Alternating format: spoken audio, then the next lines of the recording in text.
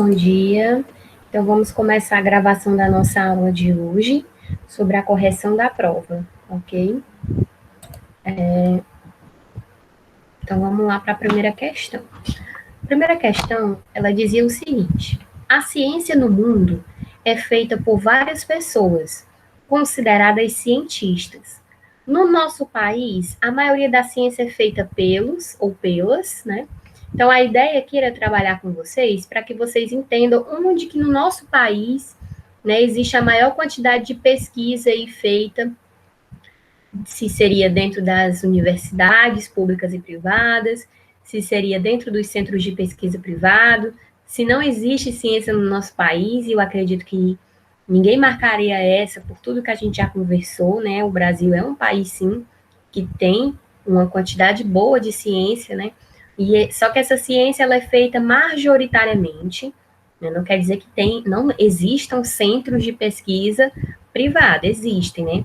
Mas a maioria dessas pesquisas, elas são feitas dentro das instituições de ensino superior, tá? Então, você iria marcar aqui, só um minuto, você iria marcar, no caso, essa aqui, né? As instituições de ensino superior públicas, né? Tanto as públicas quanto as privadas, ok?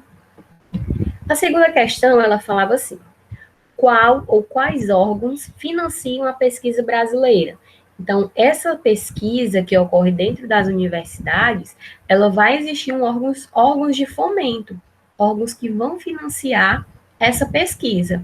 E aí é muito importante que vocês saibam os nomes desses órgãos de fomento, até inclusive para quando vocês virarem aí universitários, né, chegarem ao ensino superior, vocês saberem para onde que vai, de onde que vem o dinheiro que financia a sua pesquisa, por exemplo, né, caso vocês sejam bolsistas.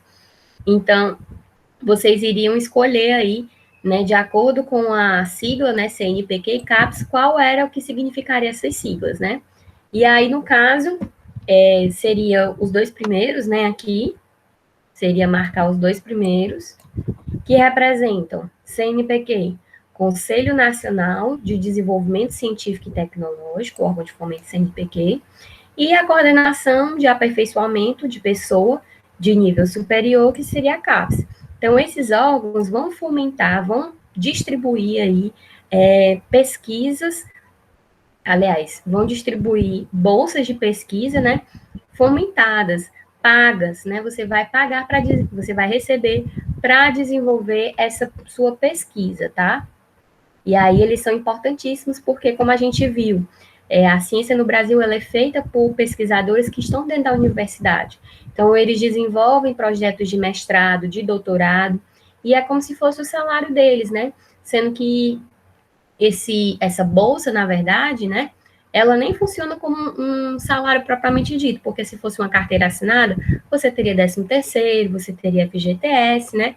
Então, essas leis trabalhistas não se aplicam às bolsas de CNPq e CAPES, né? Essas bolsas desses órgãos de fomento. Então, é um número específico, um valor específico, R$ 1.500 para a bolsista de mestrado e R$ 2.200 para a bolsista de doutorado, que ela não muda, né? Ela é fixa e ela já existe aí congelada há vários anos, né? Então, há muito tempo que eles ganham esse mesmo valor. Então, a gente pode discutir também essas questões relacionadas aí, por que não aumenta esse valor, né? Ah, 2.200 é um valor muito bom. Mas se você considerar que um doutorando, ele já estudou, no mínimo, 4 anos de graduação, 2 anos de mestrado, né?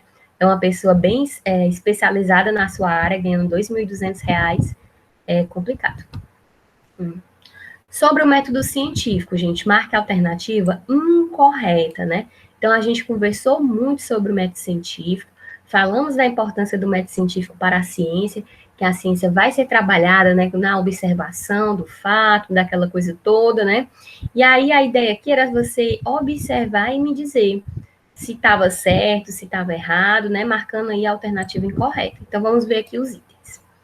Na hipótese, temos que o pesquisador responde a perguntas feitas na etapa anterior. Na experimentação, avalia o sistema em estudo e verifica as condições práticas para que o fenômeno ocorra e possa ser reproduzido. Na dedução, temos a observação de um fato. Então, assim, Como ele queria a incorreta, né? A gente vai lembrar lá do passo a passo do método científico, né? Então, na hipótese, vai ter sim essa resposta das perguntas, né? Tentando responder. As perguntas são por que isso acontece, né? Então, isso acontece por causa disso, né? Então, isso seria a hipótese. A experimentação avalia o sistema em estudo e verifica as condições práticas para o fenômeno, né, ocorra e possa ser reproduzido. E a incorreta seria, na dedução, temos a observação, né, de um fato, e não é. A dedução, ela vai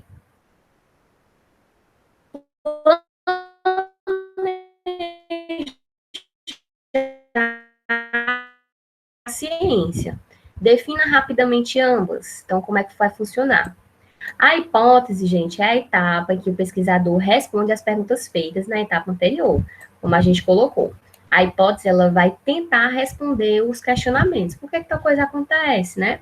Então, essas respostas podem ser pautadas em seu conhecimento prévio sobre as matérias ou fenômenos semelhantes. Então, com base no que você já viu, com o que você tem, você pode montar hipóteses, né? Então, a gente até em sala deu a ideia do pão, né? Por que o pão fica duro de um dia para o outro? Aí a minha hipótese era, eu acho que é porque ele perde água, ele desidrata, né? Então, a hipótese é uma tentativa de responder aí as perguntas.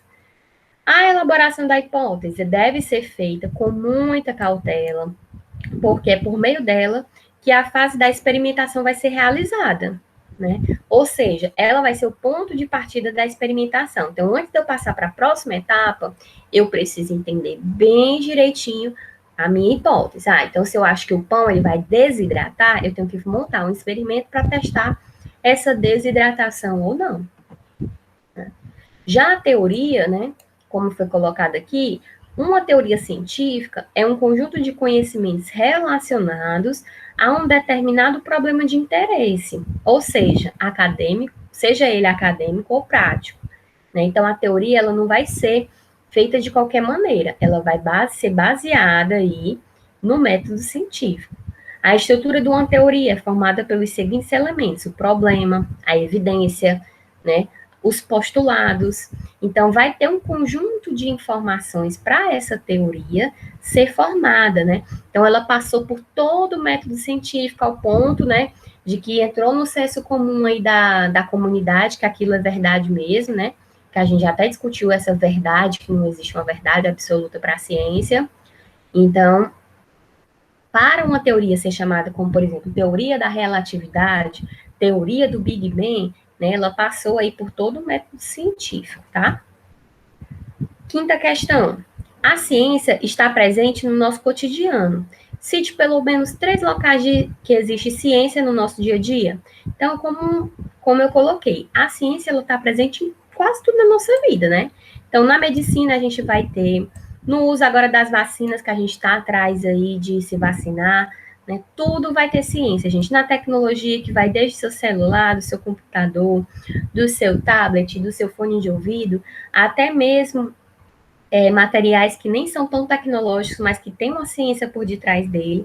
Então, são muitas coisas que vocês poderiam pontuar aí relacionada à ciência, né? Então, se a medicina caminha cada vez mais rápido, é graças à ciência, né? Se surgem aí novos medicamentos, tudo isso tem uma base científica muito grande, né? Cada medicamento que você tomou na sua vida toda tem uma carga imensa de ciência dentro dele. E a última questão seria sobre a teoria do Big Bang, né? Então, a teoria do Big Bang afirma o surgimento do universo a partir de uma grande explosão. Observe teoria, né? Então, teoria em ciência tem significado distinto do senso comum. Assim, qual a diferença das definições, né, para a ciência e para o senso comum? Explique com poucas palavras. Então, aqui vocês iam definir a diferença, né? A gente já falou de teoria para a ciência. Não é uma coisa feita de qualquer jeito, ela tem que passar por todo o método científico, ser confirmado, né? A academia como um todo, os acadêmicos, né, devem aceitar essa teoria. Já o senso comum utiliza a teoria como uma coisa meio relativa, né? Não se sabe ao certo, como eu coloco aqui, né? É uma coisa meio indecisa. No popular, chama-se de teoria qualquer ideia para a qual não se tem evidências concretas, desculpa. Então, se você não sabe muito bem o que que é, aí você, é uma teoria que eu montei aqui na minha cabeça, não sei se está certo ou não, né? Então, ela tem uma conotação, assim, meio que de especulação mesmo. Não sei se é, não sei se não é, então eu vou dizer assim, vou teorizar aqui, na minha concepção, é isso, né? Isso é uma teoria para o senso comum. Para a ciência, não. Para a ciência, como a gente colocou lá naquela outra questão, vai ter todo um processo até que ela seja estabelecida como teoria, tá bom? Então, esse era o objetivo da nossa aula, uma aula rapidinha, só para a gente conversar um pouco sobre essas questões da prova, e semana que vem a gente entra com conteúdo novo, tá certo? Qualquer dúvida, pode me chamar no WhatsApp, que eu estou aqui para ajudar vocês.